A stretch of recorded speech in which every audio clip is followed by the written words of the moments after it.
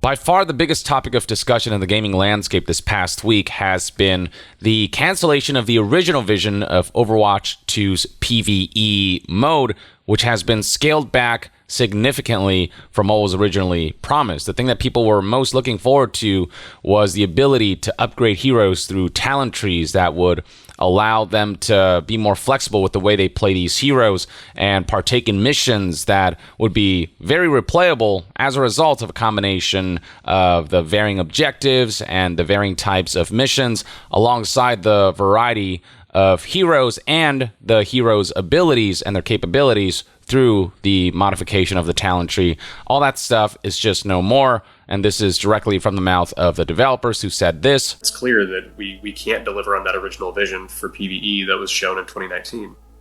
What that means is that we won't be delivering that dedicated hero mode with talent trees, that long-term power progression.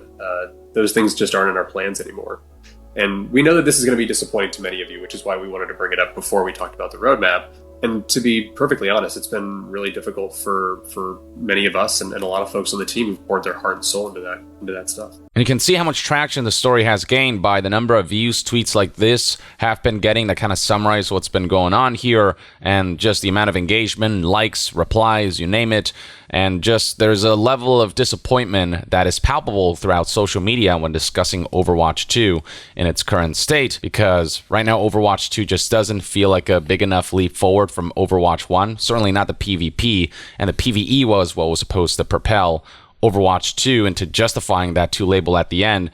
And people are, disappointed enough now that, they've given up on prospects of Overwatch 2 actually feeling like a full-fledged sequel. Now, I previously discussed the statement that Jared News released about this whole situation. He's the executive producer of Overwatch 2, where he clarified that while hero mode plus talents is gone, there's still PvE content coming, especially where big story missions are concerned, and this is what is highlighted in this roadmap. He talked about how he understands that this is challenging for players, but it's also been challenging for many of the developers who pour their hearts and souls on this stuff only for it to get scrapped. He says that the leadership team didn't take this decision lightly, understanding that the reduction of scope in the PvE is frustrating, and expressed that, he loves the world of Overwatch and there's more to come. And he says right here that this move in direction gives the team confidence that they can still tell the stories that they wanted to tell.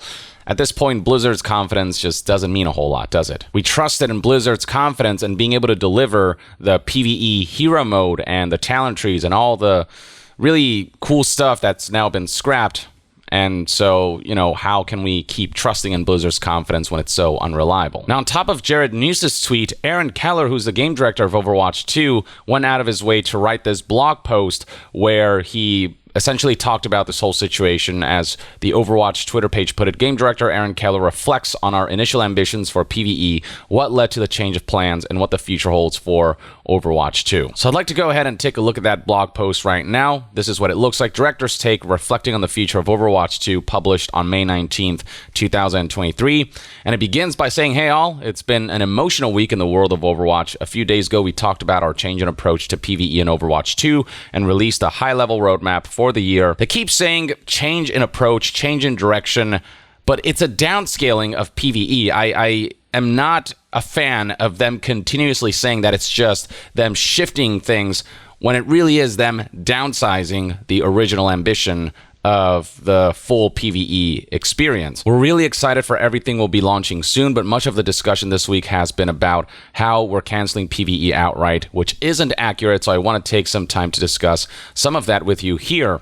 When we announced Overwatch 2 in 2019, the idea for the game was centered around the PvP game we released last October, and on the PvE side, story missions and hero missions. So these are two distinct elements of the PvE, and they're essentially cutting half of that, which is the hero missions or the hero mode, which I'd say is arguably what people were looking forward to more than the story missions. The story missions are still there, though. This is how Aaron Keller describes the story missions that are still there. They focus on fast-paced co-op gameplay as well as story cinematics and cutscenes that expand the world of Overwatch. Story missions tell a linear narrative about the heroes of Overwatch reuniting and battling the new Null Sector threat, pushing the story of Overwatch forward for the first time since our original game released. These missions take place on huge maps with new enemies and new cinematics. We'll begin to release them in Season 6. The work done here is amazing. Leaps and and bounds above what we've built for PvE previously in our game, and I can't wait for our players to get their hands on them. We'll be sharing more details there in the coming weeks. They need to share more details right now, not in the coming few weeks.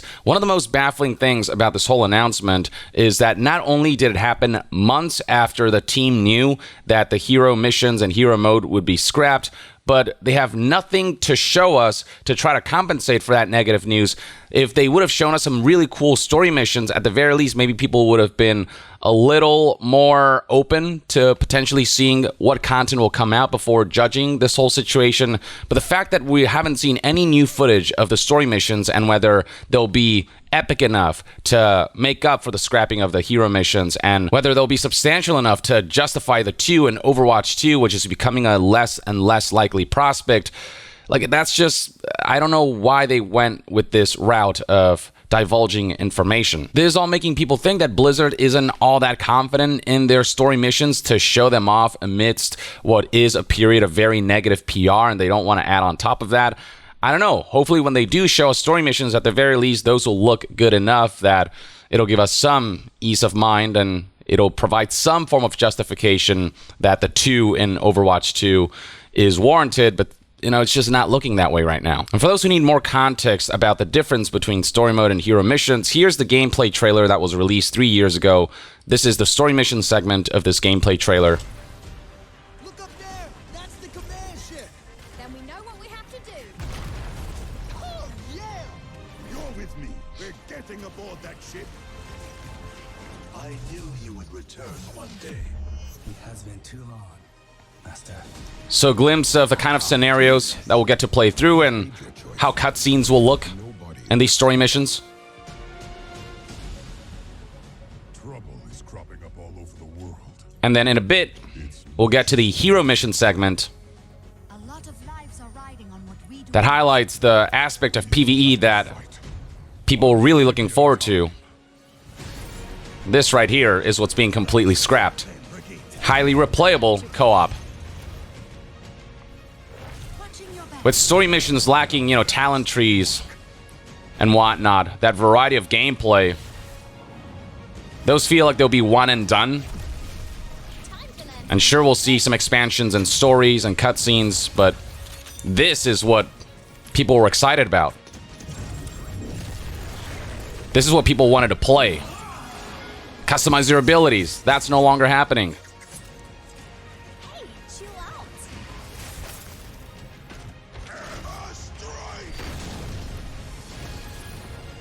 We were shown more glimpses of story missions and the hero missions via other footage like this 14 minutes gameplay presentation of Overwatch 2's story mission from 3 years ago. This is Rio de Janeiro. And you can kind of get Where to? an idea for what these missions might look like when they release, starting Season 6 of Overwatch 2. This is the stuff that's still intact, from what I understand. It reminds me of, like, Left 4 Dead. It's a lot of, like, shooting hordes and then moving on to the next scenario. And you can see right here that as the gameplay continues, we get some transitions into cutscenes. So right here, a ship lands, and then the player enters, Still in one piece, Reinhardt? and then a cutscene plays, All right, everyone. and it transitions seamlessly. Echo! What? And then eventually that ship lands and crashes, and then you're taken into this new area. It feels like a Destiny strike or raid, I guess is another way to put it. Deeper inside the ship. Then that's where we're going. And eventually, as we delve further into this segment, we see the players take out more enemies as they delve further into the map, and eventually... And they have to deal with this reactor core situation as well. But eventually, you can see right here that a cutscene will start playing, and a boss battle comes out of it. Yeah, maybe more Destiny than Left 4 Dead. And how this feels like a first-person shooter, strike, or raid.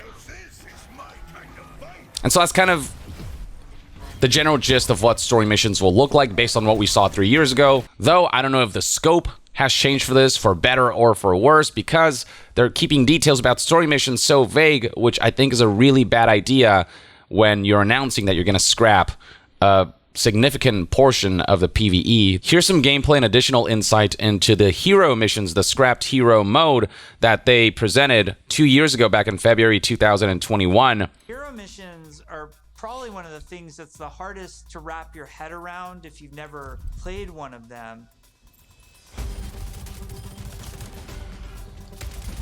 The goal around hero missions is for these to be this co-op PVE experience. I personally only play competitive mode. Like, I'm all about that competition. And I have friends that they don't want to do that at all. So I'm really looking forward to a game that I can play hours and hours with my friends who aren't in competitive. And it's also something that I'm interested in. And that audience is now content that people are playing gonna be excluded. They are leveling up their heroes. This was the mode that was gonna bring in more people. For a system like this to really sing, you need a People who lot prefer of cooperative options. experiences instead You of don't want players to feel like they're just competitive. grind to get to the top. This could have been the mode for them. And there's a lot of really good back-end technology that we're exploring. So that Unfortunately, it's all going down the drain. constantly bring their personality and some light story to these hero missions as well. The goal is to make as many as possible, hundreds of hero missions. We've explored a lot of different ways of getting to that much content. Still have like different promise, sets of man, the enemies promise. that people will be fighting against. The potential. Different hero mission types. At the same time, hero missions can take place in all of the multiplayer maps that we've done, and we're also adding new spaces onto some of these maps. Recognize, and we have to add a lot more. An area in Kings Row that usually has a gate on it. Suddenly that gate opened and I saw a new area of Kings Row that I had never seen before. You may be playing a payload game type, and the payload may decide This feels like a memorial right now. instead of going the usual route. That was really cool. It was like this eye. I bet it was really cool. Too bad we'll never get to see it and play it. And let's skip ahead to the progression and talents. In 2019, we started talking The thing about that people were really pumped for because of just how differently you can make these heroes play. Which I think was really cool. We had that one talent where like Meg became the role. That's getting scrapped. Ugh. Ugh. Was a big hit. We've really blown that system out. I'm real excited about talents. You can play the same hero in so many different ways. Now with the That's skill all tree, gone. You can have fun every night doing different things and kind of experimenting.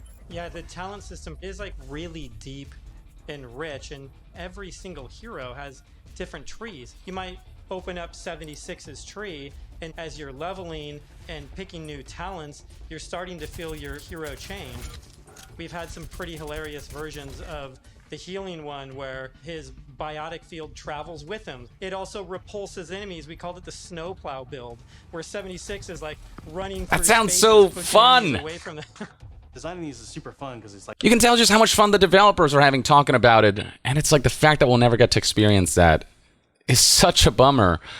But for those who want to know the difference between story missions and hero missions, what's being scrapped, what isn't, that's basically the gist of it. It doesn't change the fact that while, yes, there is a form of PvE that is coming through the implementation of story missions within the seasonal stuff in the live service of Overwatch 2, there's so much missing from what was originally promised that it might as well be a shadow, a shell of that original version from 2019. That vision that they had that we were so pumped about. This is just, it doesn't come close to that, I don't think, with just the story missions, which could be cool, but won't be endlessly replayable, won't be anywhere near as customizable, won't offer anywhere close to the amount of replayability for those who want to just play Overwatch for a cooperative mode. All right, let's read the rest of the statement. To give you some context for this change, I'd like to talk about the past and the origins of Team 4. The Overwatch team was founded in the wake of a canceled game at Blizzard called Project Titan. That game had many facets, but at its heart, it was an FPS MMO.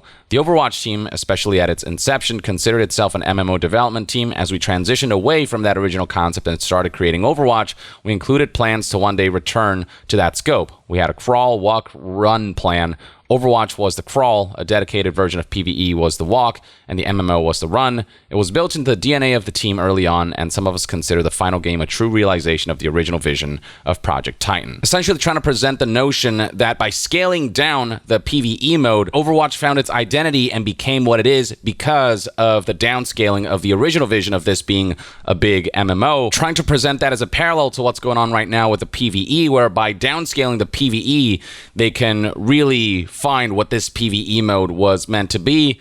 But I just feel like these are two very different scenarios we're talking about, because with Overwatch, you shifted genres. You know what I mean? You didn't downscale an MMO into a smaller MMO. You took what was originally MMO and just turned it into something different. That actually does feel like a shift in direction, whereas with this PvE downscaling, where you're scrapping the hero missions and just retaining the story missions, you're just cutting content. You're not adding anything new to the story missions. You know, you're not reintegrating the talent trees into the story missions somehow. You're just cutting stuff. You're just making compromises on your original vision. I feel like that's very different. The statement continues. When we launched Overwatch in 2016, we quickly started talking about what that next iteration could be. Looking back at that moment, it's now obvious that we weren't as focused as we should have been on a game that was a runaway hit. Instead, we stayed focused on a plan that was years old. Work began on the PvE portion of the game, and we steadily continued shifting more and more of the team to work on those features. Things rarely go as planned in game development. We struggled to find our footing with the hero missions experience early on. Scope grew. We were trying to do too many things at once, and we lost focus. The team built some really great things, including hero talents, new enemy units, and early versions of missions, but we were never able to bring together all of the elements needed to ship a polished, cohesive experience. This basically summarizes the content drought that Overwatch experienced during its tail end, which was a result of so many team members, development team members, being shifted to work on this PvE mode. And basically, this is an admission that they woefully mismanaged the scope of the PvE mode. They woefully miscalculated their ability to deliver on the ambitions that they set out to build. And that introspection is great and all, but it doesn't change the fact that you did make a big deal about this PvE mode, especially the hero missions and the talent trees and all that stuff that people were so hyped for, presented that very publicly for years as one of the marquee features of Overwatch 2, and then you scrap that, pull the rug after people spent money on Overwatch 2. It doesn't change the fact that Blizzard failed to live up to its marketing promises, which makes that marketing look very deceptive, and the fact that they knew about the scrapping of this hero mode for months and didn't tell us until now. That's especially not a good look. The statement continues. We had an exciting but gargantuan vision that we were continuously pulling resources away from the live game in an attempt to realize it. I can't help but look back on our original ambitions for Overwatch and feel like we used the slogan of crawl, walk, run to continue to march forward with a strategy that just wasn't working. We had announced something audacious. Our players had high expectations for it, but we no longer felt like we could deliver it. We needed to make an incredibly difficult decision, one we knew would disappoint our players, the team, and everyone looking forward to hero missions. The Overwatch team understands this deeply. This represented years of work and emotional investment. They are wonderful, incredibly talented people and truly have a passion for our game and the work that they do.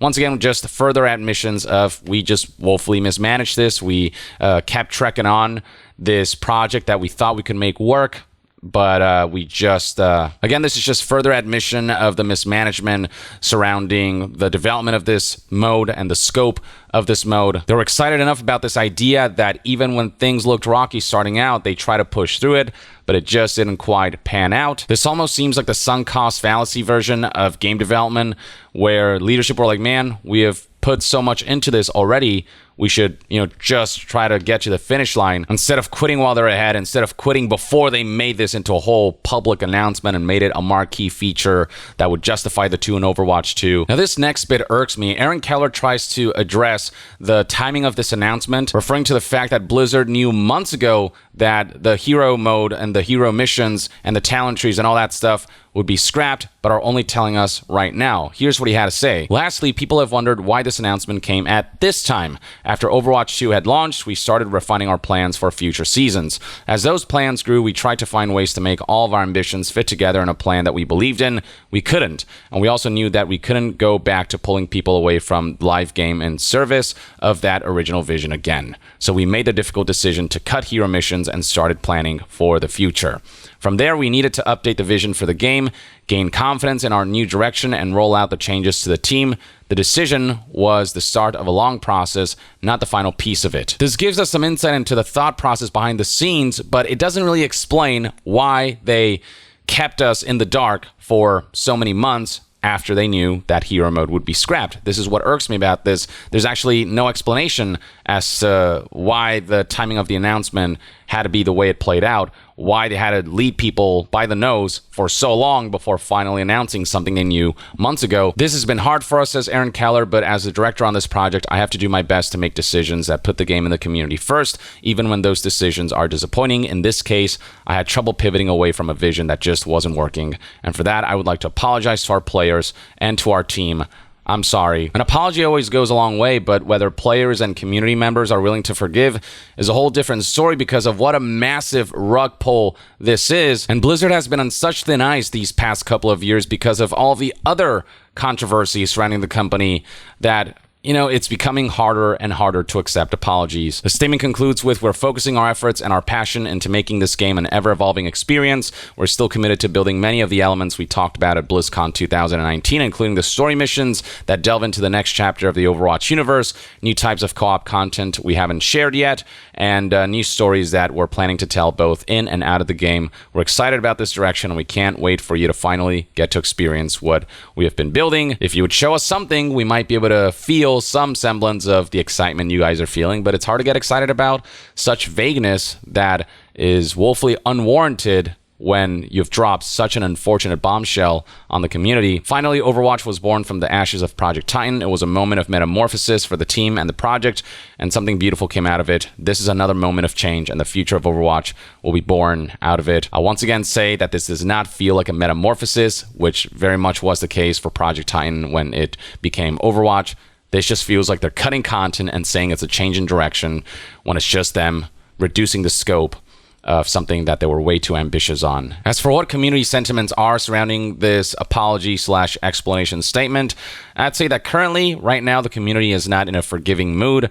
There's some who are expressing their disappointment more sympathetically, saying that at least I wish I could try out the bare bones talent system from 2019, that it could be playable in some form, even if it's incomplete. Others are calling for people grabbing their pitchforks. Others are saying things like TLDR, we didn't feel like making the same PVE as we promised in 2019. Scrolling further down, you can read these for yourself. People are just not happy. Live Turgle reaction, not particularly amused. I feel lied to. I feel deceived. I kept holding on through the 2019 through 2022 years, which was a complete content drought of misery. I held on through Overwatch 2's launch that took away key features, including my history of years of playing this esport, my border, etc. I feel so manipulated, and you can see that that's about the general sentiments that continue to be expressed throughout this thread. Here's somebody expressing how this feels like through this video of a hamster who had his snack taken away and doesn't even want it anymore at this point. And then on the official Blizzard forums, you can respond directly to this blog post, and there's some being more sympathetic, saying that, you know, thank you for providing some context. This is disappointing, but I think something better can come off of this. While others, you know, then these are usually the kinds of posts that are getting more likes. Others are just straight up expressing that this all kind of sucks. I found myself saying, why couldn't you get more resources instead of cannibalizing your own team? The game was making a great profit initially. What was the additional investment to grow the property? That's a leadership question. Leadership definitely failed Overwatch 2, the entire Overwatch IP, and has been failing this IP for a while now. Here's another top post that reads, Overwatch 2 was not based on the 5v5 PvP. It was created and justified based on the PvE aspect. This is a load of garbage to gaslight the community. This game is dead. It's changing into something it never was, and Aaron and Jared are spinning this as a good thing to see a game we love lose features, add insanely terrible monetization, and fall short of every promise. That's one aspect that I can't agree with. The way they're trying to spin this as, oh, this is just a metamorphosis of the original vision, not a downscaling. No. this is very much a worse version of what was originally promised. It's not a change in direction. It's not changing genres. You're just stripping away features. Like, honestly, present the situation for what it is instead of trying to spin this story and trying to manipulate people further. Like, people feel manipulated enough. They don't want more of that. It's over. There's a massive blunder, and this doesn't even come close to giving the community what they need or want. You can take your empty words and shove it. Aaron is this guy's response. And yeah, I mean, again, you can read these for yourself. As I scroll down, the top comments tend to be fairly negative, so on and so forth. It's just very few positive comments you'll find here. Very few people who are hopeful or optimistic about this direction. A lot of people just feel peeved, manipulated, lied to. You know, these were the expectations that Blizzard set and that they themselves failed to meet. So, you know, Blizzard has itself to blame. Management and leadership has itself to blame for this kind of backlash and the way things turned out. And, you know, they are saying that it was our fault, and Aaron did apologize, but just how many times can Blizzard apologize for blunders like these before they become meaningless? You know, it's just one blunder after another for Blizzard. It just feels like it doesn't stop. You know, hopefully Diablo 4 will go a lot more smoothly and show some sign of hope that Blizzard can come back, but yeah, it just sucks to see Blizzard continuously taking L after L when once upon a time they were the gold standard of how games should be made. But I don't know. That's one man's take. Let me know in the comments below what your thoughts and opinions are on Aaron Keller's apology and the community reaction surrounding it. And to be further updated on all things gaming news, reviews, and discussions, stay tuned right here on Young Yeah. I'll see you guys next time. Young out.